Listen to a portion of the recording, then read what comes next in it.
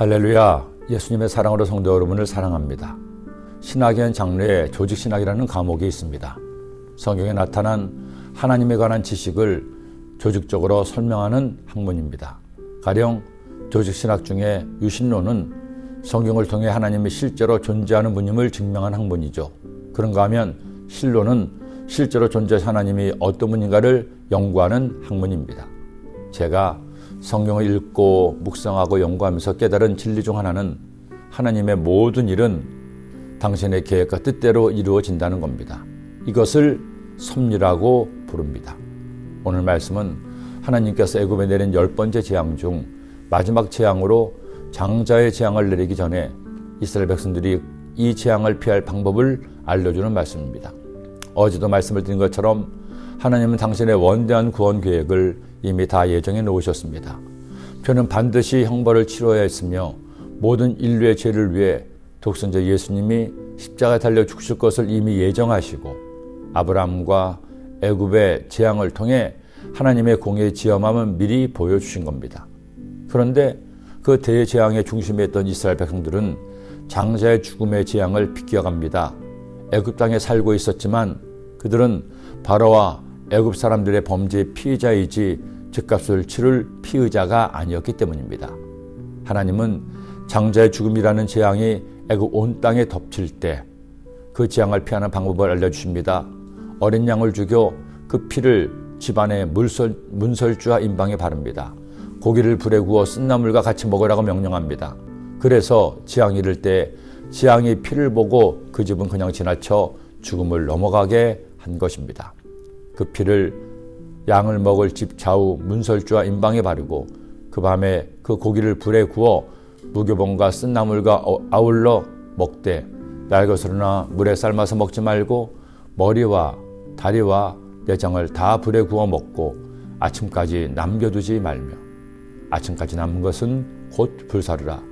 너는 그것을 이렇게 먹을지니 허리에 띠를 띠고 발에 신을 신고 손에 지팡이를 잡고 급히 먹어라. 이것이 야훼 유월절이니라. 왜 하나님께서는 유월절을 제정하시고 피를 집안에 바르라고 했을까요? 여러분, 성경은 놀라우리만치 조직적입니다. 백성들은 무슨 영문일도 모르고 모사가 시키니 그대로 했습니다. 헌데 놀랍게도 하나님 말씀처럼 운명의 밤에 모든 애굽 사람들의 집에 장자가 죽음을 당했는데 피를 바른 이스라엘 민족은 죽음을 당하지 않았습니다. 그때는 그 이유를 몰랐지만 훗날 율법을 받으며 깨닫게 됩니다.